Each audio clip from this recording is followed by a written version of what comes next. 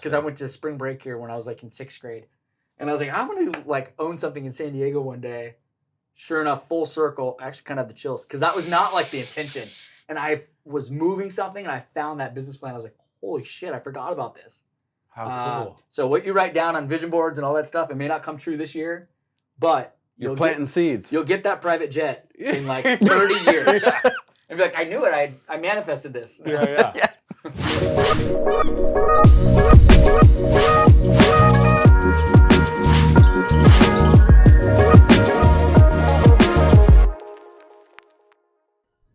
Welcome to the Agent Success Podcast with myself, J.C Agajanian and Spencer Smock here.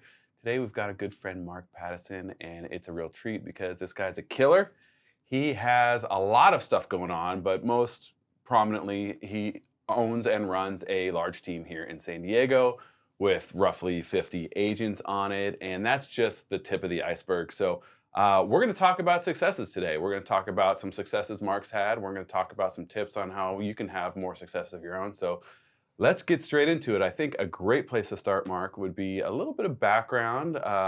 You've been here for a long time, but not originally from here. Tell people kind of how, like, highlights from getting here to San Diego and a little bit of youth, and then like really launching into real estate and how that progression went. Yes. So originally from Seattle, Washington, born and raised, and went to Seattle University Business School. Worked in the corporate world a little bit. Worked at Microsoft prior. I actually worked in the real estate division, so I'm not a tech guy. Wait, Microsoft has a real estate division? Yes. What do they do there? Big, massive. I get that Windows. question all the time too. So I get this. If you have 5,000 employees that work for Xbox, and then you've got Explorer and all these different companies, basically within their massive company, you got to figure like, okay, if they're adding to their group, how many people are they adding? When do you want to move them by? Because you don't want to go and say, okay, you're adding 500 employees this week, and then in 2 years from now you're going to add another 1,000, and then 6 months after that you're going to go back down. So forecasting office space needs. So you don't have to move people around a million times, because it also impacts culture. Interesting. Like if you go and you just constantly move people around because you have so much going on at your corporation. So it was you're disrupting their work and all that stuff. Yep. So that was like my first job. Actually, I got hired before I even graduated college. Wow. Randomly, and then I worked through there for a little bit. Didn't love the corporate world, so I bounced around to different corporations in Seattle, and then I ended up moving to Chicago for a bit.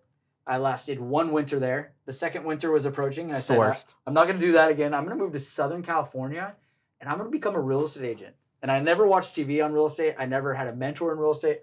I don't even know how I even thought I should get into real estate. I just thought, well, I've always been in sales and I get along with people. I think this would be a great way to make a good amount of money to, get paid what you work. And, I had zero idea even what. So when I sold my first house in escrow, I didn't know what escrow meant. so I was in escrow and I was like, when do I get paid? What my year? Broker, this is, what's right now? So like 2015. Okay. Yeah. So, but I was in escrow. It was in Temecula, and I didn't know what the word escrow meant. And I was like, so do I get paid soon, or like? They're like, we have a contract. Am I gonna get paid? And so wait, were you were you on a big team, or No. just a solo agent with there was a no brokerage? teams really then. Okay. I didn't know about Whissel. I didn't have any of these ideas of things. I actually was working at Nordstrom, because Seattle company. I worked for Nordstrom in Seattle. I was moving down to San Diego, and I said, hey, I'm getting my license, but it's going to take a while. So I messaged my friend who was in Nordstrom. She was like, oh, I'll connect with my dad, and then got me a job at the San Diego store. So I was like, okay, hey, worked there in sales, and these two guys came in, and I remember they dropped. I was like, holy shit, these guys are rich. They spent like $5,000, which now I'm like, obviously a little different, but I was flat broke. Like I didn't have a car. I had a moped. I had an air mattress. I lived in City Heights. I had $70,000 in debt. I had been to 70 countries. So I traveled a ton. I was always like that, yeah, let's go on this trip. Let's do that. Let's go hike here or do whatever. But I never would budget. And so I moved here just with no connections, didn't know one person. And I said, I'm going to get into real estate. Pile of debt. Yep. That's crazy. And those guys that came in shopping, they were like, man, you're really good. I came in here for a shirt and you just sold me all this stuff. You should get into real estate. And I had in the drawer, my book open, but kind of folded in, so that when no customers were around, I'd be studying for my real estate license.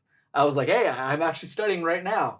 So that was the first person I ever worked for, was that company. Really? And that was down in Little Italy, right by the sign. And it was at Windermere SoCal, which is no longer there anymore. They left San Diego.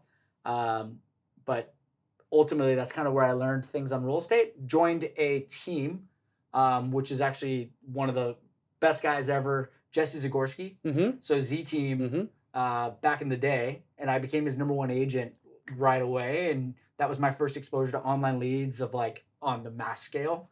And just took it from there and built my team underneath Jesse's. Okay, so And that's then where we you kind kind of of had your your footing and your real growth stages. Yeah. At the Z Team. Yeah, that's where I did all my Realtor.com sales and was just like crushing it. Just like one after another leads were just coming in. I mean, I was getting calls where people wanted to buy houses.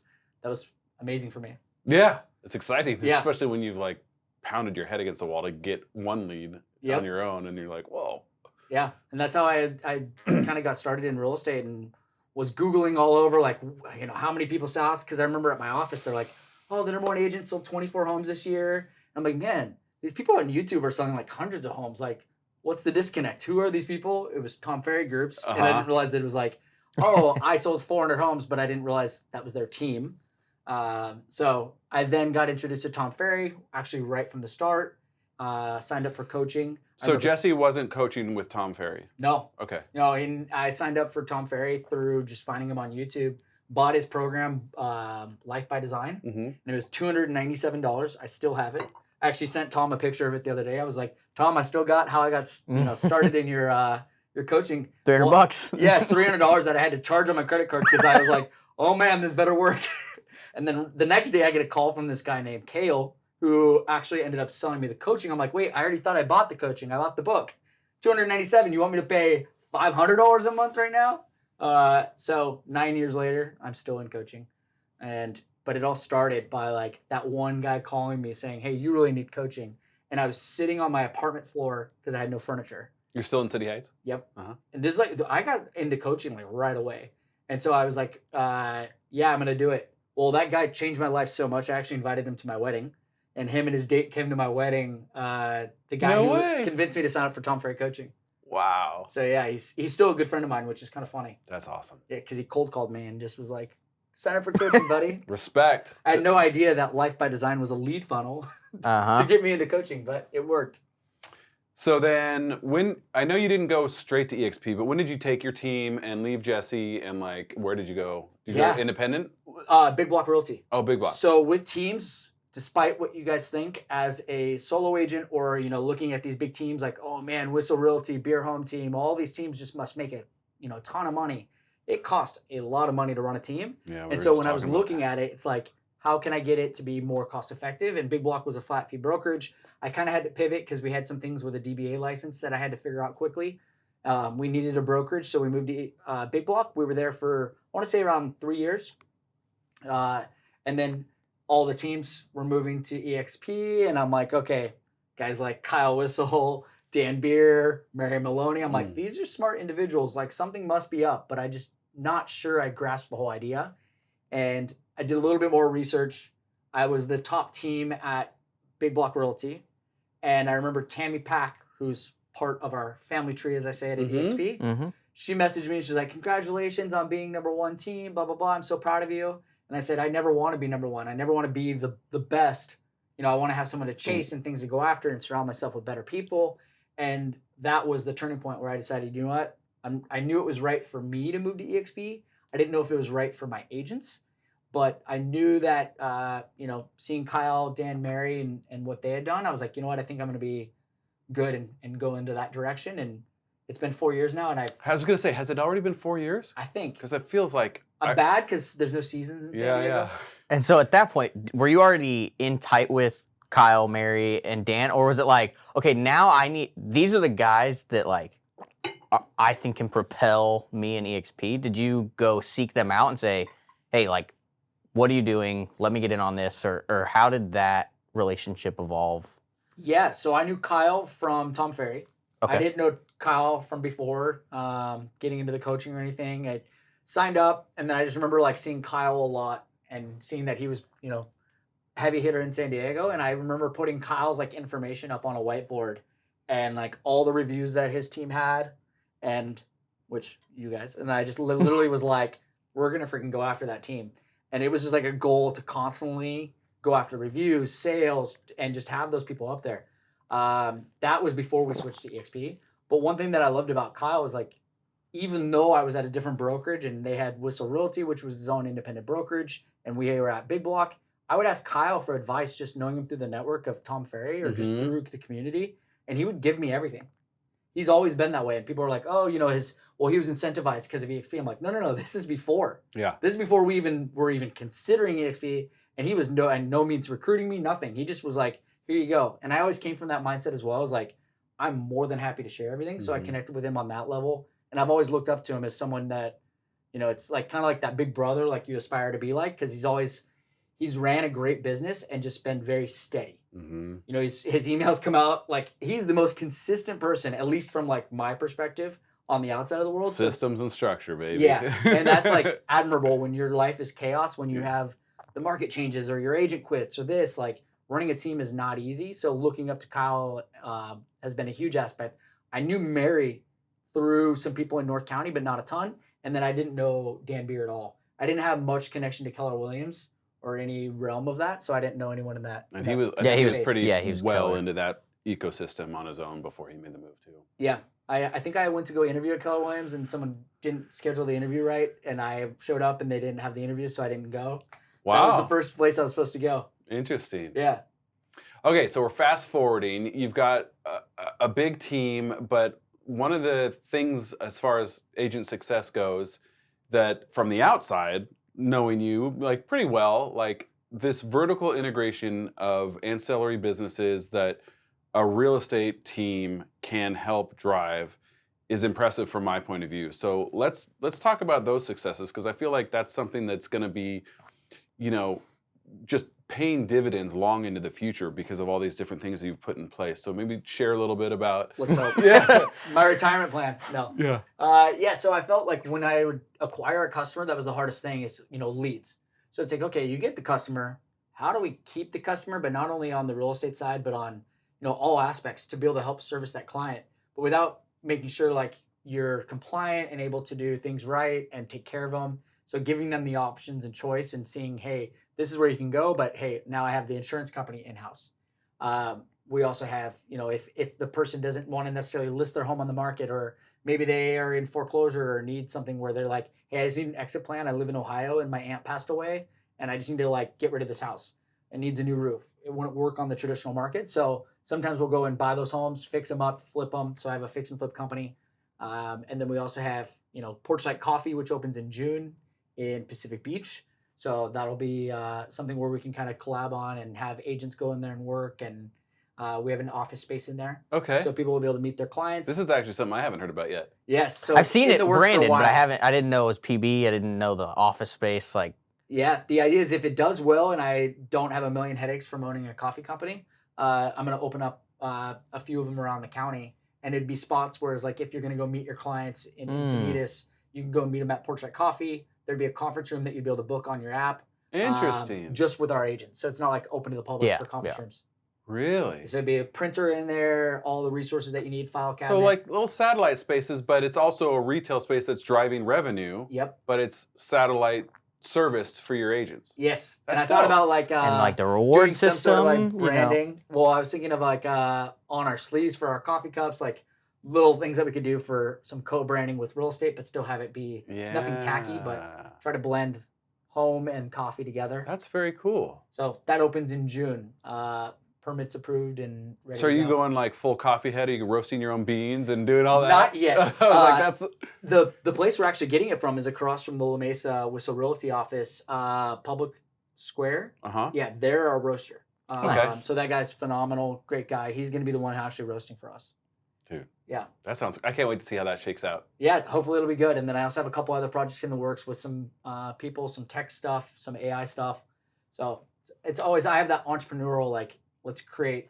Yeah. That's my idea. Yeah. And that everything like working together and feeding each other is the coolest part of it. Yeah. No, and it's you can see the double brand of like, hey, Porchlight Coffee. Well, then that gives us name recognition. It's essentially a listing sign all over town. Right. If we have 10 of them all over in every neighborhood, they're gonna be like, oh, I've heard of Porchlight. Oh, it's because the coffee shop. And then actually we own that. Yeah. Because that question will come next. Yeah. Oh, is there a connection between these two companies? Yeah. Yes, there And is. your digital presence is gonna get better. Like Love Song, if you know Love Yeah. Song Coffee, somebody of ours own Love Song. If you look up on TikTok like coffee in San Diego, Love Song's everywhere. When Porchlight gets to that, it doesn't matter if it's Porchlight Realty or Porchlight Insurance. Like, yeah, they search the coffee, but now the name is just buzzing everywhere. It's brilliant. Yeah, Yep. the Brilliant. keyword strength. Yep. So you can go and definitely. I mean, it's gonna help out just with that. And so plus being from Seattle, I actually went to Seattle University, which is next to Cafe Vita, and I went to coffee school. So it was I did business school, but just they had these like courses you could take on the weekends. So I went and learned about roasting and the different regions and everything else. Mind you, this is 20 years ago, and I still have like my original business plan of wanting to open a coffee shop. No way. And the craziest thing, and I still have it, I have the binder and everything. I wanted to open it up near Mission Beach, San Diego. And I had no plan to move to San Diego. I just absolutely love San Diego because I would vacation here randomly. So I have I was this going to say, how did business you plan. even know about Mission Beach from Yeah, Seattle? I had a sweatshirt that was like 92109. And I'm opening my coffee shop in 92109, which That's is awesome. hilarious. So Because I went to spring break here when I was like in 6th grade. And I was like, I want to like own something in San Diego one day. Sure enough, full circle. I actually kind of had the chills because that was not like the intention. And I was moving something and I found that business plan. I was like, holy shit, I forgot about this. How cool. So what you write down on vision boards and all that stuff, it may not come true this year, but You're planting seeds. you'll get that private jet in like 30 years. And be like, I knew it. I manifested this. Yeah. I look at my old vision boards. I'm like, no Rolex. Oh wait, no, I have Rolex. No Rolls Royce. no private jet. You got plenty of time. You got plenty of time. Oh, it'll come one day. Yeah. No, that's not needed. Gosh. So yeah, I feel like, I mean, feel free to mention if there's any other things that are not like I cashed this huge check from this deal, but like other assets of success that you've had in the business, or if you want, we could pivot to maybe some recommendations or advice for agents that maybe aren't quite where you're at so far. I think honestly, if you're a new agent or if you're, kind of maybe in this like, okay, I need to restart or I'm not having the best success, it goes down to like, why are you doing it? You have to have that motivation because times are going to get tough.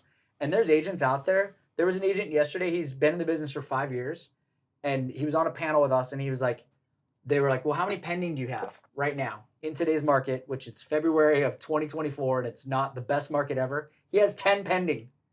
And there's another kid in Palm Springs in our group and he has like something like 50 sales this year and he's a newer team and he basically just pivoted from like maybe like 10 sales a year to just doing like 10 a month now. Is he the one that's pounding the pavement, door knocking out there in Palm Springs? Door knocking and open houses every single day. Yeah. So he does 7 open houses a week. So you and have he's to like have a like kid. that. He's like Yeah, barely 21, right? I think he's 22. And he's Yeah. crushing. Yes. And he's in Palm Springs in triple-digit heat, door knocking and open housing every day. And he's 22, and these people who are buying are in their 60s and 70s. They're like, Those who is people- this kid? Who is this kid? So he has to like double down on education, know his facts, because they're going to be questioning him. Yeah. Like, this kid's His way too numbers, young. his stats, he's got to have all the education. So, I mean, if you go on that, it's like understanding of why are you doing it and like what you need to figure out. But then once you kind of figure it out, don't just sit there and chase more stuff or more items. I talked about vision board of like jets, cars, that stuff. Who gives a shit? Like it goes back to time. Like, travel, hanging out with your family, your friends, your loved ones. Everything else doesn't really matter. Yeah. Like if you're having to work 7 days a week, that's probably what you're gonna have to do to start. But if you're doing that for like past like 3 years, like you got to figure it out. Like, You got that work life. yeah, you need to have that balance and help out. And I mean, I'm taking my parents. This is gonna be our 4th international trip in a year. Like first class everything, like Ritz-Carlton, first class flights. We're going to Japan for cherry blossoms for 3 weeks. Dude. So that we leave in like a couple weeks here. Today I'm going to SeaWorld. On Saturday and Sunday I'm going to Disney World in Florida. Like, so prioritize your family like over anything. Like my brother's here with his kids and we're doing SeaWorld today with the family. And what we were talking about off camera earlier, if you don't focus on your numbers, even if you're able to get to a position where you have production, you're able to back off of the nights and weekends and kind of like really design your week and you're doing well, but if you're not focusing on those numbers, you're not going to be able to take these trips. You're not going to be able to schedule these vacations. You're not going to be able to run into Mark in Doha. Yes. So it's just randomly sitting there waiting for a connecting flight. Yep. Like that stuff won't happen if you're not dialed in, and because otherwise you're going to be back to the 7 days a week, nights and weekends all the time, right? And also like your emotions, like, because I mean, you get in like, and not saying anyone's like an emotional person, but you have these things where you're like, okay, am I doing the right things? Or like you start to question. But if you look at it and you just, I mean, it's just math. It's like the more dials, the more conversations, the more meetings you're going to have. Face-to-face meetings, appointments. Like if you just look at that, that's where, and when the market shifts, you're going to have to do more to get to the same numbers. But if you don't track and measure, there's no way you can actually figure it out. Same thing for flips. Like you can't just base things off emotion. You have to actually look at the numbers, understand pricing, how to list a property, what price you should come in at. All that matters, and it's all about calculations. And that's why we have, like, in our flipping company, we have a specific buy box. If it doesn't hit in that buy box, it's a hard no. The calculator turns red. Sorry, so it we're literally not doing says, like, we're not buying it. So let me think about it. How can I massage it? It's going to be a headache. It's not going to, yeah, you might squeeze some money out of it, but like your time is so much better spent somewhere else than this headache of a deal. Another deal will come around the corner in like 2 seconds. And if you have your money in this one, you can't go after that one. And if you're trying to make things work, you need to get better on like the acquisition side of like, okay, it's got to pencil first before I worry about That's this. what I always tell people that aren't in the business when they ask questions about flipping. I'm like, well, people who flip properties really make their money on the purchase because there's certain, if you're except for during COVID when you just sat and it just man, this flip's taking me a lot longer, but wait, it just went up 50 grand. All right. You're like, maybe we'll slow it down a little bit. Yeah. No, but like if you're doing what you're saying, nailing down those numbers, you're eliminating all the variables except for the time between purchase and relist. Like that's the market is the only variable. Everything else you nail down, then you're going to be good, right? Yeah. Because you're just keeping everything as constant as possible. But if you're loosey-goosey with that stuff. No, that's where the stress comes in. And then you're like, if you're stressed out at work and you're constantly having these unknowns, there's things that you can manage. And it's just, I mean, it's through experience, obviously. You can't just like, but if you're making the same mistakes over and over again and your life is constantly like almost like that like turmoil of like, things falling apart. Yeah, you're like, you got to figure that out because otherwise you're not going to last long. You're just going to be stressed out too much. And the other thing is something that more time in the business will teach you is like you were saying how much you have to work harder and whatever. Like that was kind of my line to people last year. Like I was, it was a slower year for everyone. It was the slowest year since I think the .com burst. Like it was slower than the downturn of 08 and 09. Like it was the slowest year we've had in almost forever. And I was just like, hey, just working twice as hard and making less money. Like that was just like being real with clients and friends and Sphere. I'm like, I'm not going to bullshit it. I mean, that's the reality. And it sucked, but we got through it. And now things are finally looking like they're going to be a better year this year. And it's like, that's something to where maybe a newer agent might say, I'm not having success and not be able to recognize like, sometimes it is the market and it's not an excuse. Yeah. But you have to recognize that it's not you. You know what I'm saying? I think about it right now. I'm like, if I had to be a new agent right now in today's market, I don't know if I can make it. One, I'm already kind of burned out. Two, it's tough right now. Like, honestly, you have to really want it. That's why I was like, if you don't have your back against the wall like I did, where I had close to 30, I'm like, oh shit, I'm not going to be like, I'm like, I got to figure life out.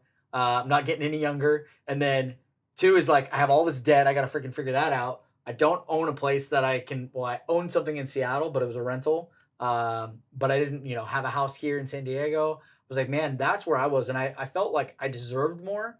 So, I mean, truly, I think everyone deserves, you deserve more yourself. It's just that you got to come to the actualization and make that happen. And if you're a new agent, like people are still crushing it. Like I said, the newer teams and newer agents, like there's people that are still doing it. So don't make that an excuse, but just realize like it's not going to be easy. Yeah. I mean, we got an agent who was in his second year in the business last year. Yeah, we brought our buddy Adrian on. Brand new. You've met Adrian. Yeah. Never done a deal in his life. We brought him on. No, he did have sales. He had sales experience. He had done hard sales too in timeshare and business to business and the supplements. He's done the grunt work of sales, but he didn't know anything about real estate. He got licensed in 2021 in the year 23, he did 49 deals. In the year when everyone else is hurting. Like, Yeah. And he's a brand new agent. Yeah. but you come back to the office I forgot something at 8 o'clock and he's still there. Yeah. Like, He's been grinding. Yeah. We have our insurance gal, she just had her best month ever. We've been doing it for 2 years now.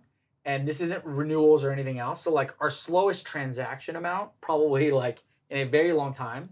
And she's having her best month ever. She's already doubled her best month in the middle of the month in the shortest month of the year. Wow. So it's like, it's all in your And head. she's of like, doing what, the same prospecting efforts that your agents are doing. yeah, like, if there's less transactions and things happening, she's not having as many up to bats. right. So she's doing insurance, and people also are like, man, are you sure you want to do insurance in California? It's so tough. Well, are there no insurance companies in California? Like, yeah, like life's tough. In fact, Like, a lot of them are pulling out. yeah, so like mine right now, yeah, that's easier for me because we can actually insure because we're a brokerage. So if one doesn't work for that client, we've got 4 or 5 other options that could. Same thing for short-term rentals. Everyone's like, man, but San Diego has so many regulations. Really? So many regulations? No, you have to have a permit. Is that hard? Not hard. You have a bunch of those still, or did you convert a lot of them? Or? So, well, for my personal, yeah, I did end up selling off, and I bought an apartment complex in Nevada. But now I own a short-term rental company because the short-term rental businesses were all saying, yeah, there's just too many regulations. You know what? I got prospected by your girl. Oh, really? On my house. Viviana? I think it was an email or a call. They're like, we could set up a prospectus on what your because it's a regular rental. It's not a short-term rental. When do we get your listing? I'm just, what are you going to pay me Yeah, for what are it? you gonna do? Maybe I should take her up on it and look at some of those numbers. You should. We could probably improve. Yeah, the that was so funny. I think it was my wife. She sent me something, and I'm like, "This is Mark's company." I can see his office. that asshole. Yeah. No. Yep, that's but like that's the same thing. It's like some people will sit there and focus on all the downsides of things, whereas other people look at it as opportunity. Mm-hmm. And I think that's maybe just around my parents, their mindset. Like they never had excuses. Yeah. You show up, you work, you do your thing, and you just freaking like keep innovating and making it work. And it was never a like guaranteed. My parents have never been in a position in life where the money just comes in. They've never been. My parents have never worked for anyone except for my dad was in the Navy. That's the only time he's ever had another boss. Besides that, he was employed by his family, and then the Navy, and then his family again, and then he inherited / took over the company. But he's also like created his own destiny. Yeah. Whereas his brother, all this other stuff and issues and fucking bankrupt now. And Right. my dad is retired and totally fine. Yeah. It's not easy. We talked about the carrying costs of running a big team earlier, and like, the stress of down years when you have these huge, monthly nuts to stroke checks for. But like, you are genuinely betting on yourself when you're working for your own company, and you're taking the rewards with a risk at the same time. And your dad is a perfect example of that. I feel like to maybe trying to tie up the thought that you've given on helping other agents that maybe aren't having the success they want right now, a lot of it seems like you're pointing towards drive and really connecting with like a clear vision of what you want for yourself, and then gather the skills, do what it takes, and then go get it. But like, know where you're going and go figure out how to get there, right? Like, and I feel like as far as the mechanics of, maybe I'm not good on the phone or this and that, like none of that is gonna be a true stumbling block if your headspace isn't driving towards that success that you're looking for. Yeah, I mean, you always have to have that. I always say to my team, and everyone on my team more than 2 years owns their own home, and then over that, they typically own multiple homes. I have a person who has 5 places. That's so awesome. If you're not reinvesting or have that, duplex that you want to buy, like printing off the exact one you want to buy and putting it on your thing. Which I didn't even think about this. Drake had his home in Toronto on his screensaver of his desktop when he was younger. And then he realized one day, he was like, oh my gosh, the house I bought is the house that I used to have on my freaking desktop. No way. Yeah, he didn't realize. I don't know the exact story, but yeah, he had that. Like, so it's so weird how that happens. But if you're sitting there staring at this property over and over and over again, you're gonna get it. Like if you're working, doing the dials and doing things. Yeah. But also, don't be afraid to join a team. For a few months this last year, like my top 10 made more money than I did those months. So I had all the risk and all the freaking thing. The only thing I made was air miles. Yeah, man. Like, because all the damn credit card charges, like that right there, join a team. You are giving up commissions, but you're not, like, you have to realize when you make 100%, who's paying for your CRM? Who's paying for your leads? Who's paying? And I'm saying, like, when you're going out door knocking, that is your sweat equity. That is your time. That is your money. If you're getting a Zillow lead and you're having to pay a 40% referral fee to Zillow, okay, you don't like it, don't take the Zillow leads. If not, you got to realize that 40% is your door knocking time that you got to go and door knock random strangers that did not call you that are going to be, there's in the so triple much digit better. heat in Yeah, the it's summer. like, Yeah. Guys, teams are not the worst thing. If you're a good agent and you just crush it. Mark, Yeah, I'm the poster boy. Yeah. Dude, I was You and independent with Allie. a broker of my own. And I moved to the Whissel team. I've thought about joining Kyle's team numerous times. I thought about selling my team to Kyle. I was like, So you don't take percentages to the bank. I have never taken, and here, I'd like to give you this 40%. No, I take dollars. So focus on the dollars. Like, Yep. again, Adrian could I go love out. that. I'm going to use that line all You the don't time. take You don't percentages take- to the You don't take bank. You percentages to the take bank. dollars. Or like even units. Like there's so many people that I know that are like, yeah, I want to break into that higher price point, but I'll do less units. When's the last time you took a unit to the bank? Yeah. Never. We take dollars. And that's something that Yeah. earlier you're talking about is like, everything has to be a metric and know like, yes, my door knocking might make me a better percentage, but is it going to take you 10 hours to get that one deal door knocking? Sure. Take the Zillow call. Probably more. Oh yeah, exactly. Yeah. Take the Zillow call. Yeah. It's And you're not going to be consistent. You're not going to door knock on a regular. Like the idea of your phone ringing, if you're on a team that gives you leads, be freaking grateful because your phone does not ring normally. Like it does after years in the business. Which we or in talked like about. 2021, Yeah. your phone would ring. Yeah. Yeah, that shows the true colors of like good agents. Now, like it's like you're having to actually like get your phone to ring. Back in the day, everyone was buying a house. Yep. Which I think the end of 22 and 23 actually was kind of good for our business to get The because fallout. it's Think it's about going to the be fallout. yeah. Yeah. So Do you many know the people numbers? just I think it's weeding out. 70,000, I think, was in 2023 left. But I don't know. In California? No, I think it was nationwide. But I Okay. don't know what California is. But it was like less than half of the year before, I think. I mean, the percentage of renewals or just like dropping their licenses was the numbers were crazy. I got to look it up. I should know Yeah, that which off I the think top is of my going to head. be. Well, it's going to be even more. I mean, Yeah. if commission compression and things that are going to happen with the buy side, it's going to be interesting to see what happens. But ultimately, I think is like if you're an agent, you should not be having to figure it all on your own. Like you can go and be someone who's on a team. I personally, if I did not have Porchsite, I would be on a team. Mm-hmm. One, you're going to actually do better because you're going to have that motivation from others. Two, you're going to have the system set up in place. If you are your own agent, you are everyone and everything. You are finance, marketing, prospecting, the ISA, you are everything. Whereas like if you are the one that's on a team, you get to plug and play and be the success that you are. Like if you're really good at online leads, I guarantee your team leader is going to give you more online leads. I dropped so much overhead and office and expenses when I just said, okay, I'm not going to be Surfside Homes anymore. I'm going to be Whissel Realty. Like that day, thousands every month went away. Yeah. And I was like, oh no, I got to pay a split. I Deal. think all that stress, like Yeah. that thinking on your head, on your shoulders of like everything that you're waiting. exactly. Yeah. I think it's even more important than the money. The money, yeah, of course, you're saving the money, but I don't have to think capacity. about going to find this system. Kyle's like, hey, this Tuesday meeting, we're going to talk about this new system. Oh, sick. Yeah. Teach me Yeah. how to use it. Yeah. I don't have to I think didn't have about to go that. research it. Send me those compare, notes. compare all the different competitors and see is this the right. Plus, I don't have also to think about that. with teams, we're the Costco model. We get discount. We Mhm. get to scale so much cheaper than what someone solo agent. If you're playing just for a solo platform, you're paying for way more stuff than what we are. Mm-hmm. And the types of leads we get versus the types of leads if you're just a solo consumer or even a team that's maybe a smaller team. The big teams truly do have that model of like, it just works differently. Yep. And I've witnessed both sides of it. Yeah. Personally. Same. Yeah. I mean, I was solo and then I was on like a little team for a bit, creating my own team. It's like, man, just to be back, because like right now, in 60 days, I, as a team leader, can't project how much money I have coming in. I know that I have over $100,000 going out, but I don't have any idea how much money's coming in 60 days. Yeah. I can have an idea off of like how many leads we're getting, et cetera, and the lead counts is thankfully going up. But But you don't know how many contracts are going to be No. signed and all. Yeah. there's so many unknowns, and to have that on your shoulders if you don't have reserves and shit, woo, I wouldn't wish that on anyone. Yeah. That's why so many teams fail. Yeah.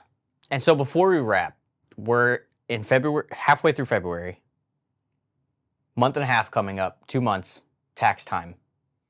If you had Okay, to get Debbie Downer. 3 deals, because you know, oh shit, I did not save that money back for taxes. Like, I'm going to owe 30 grand.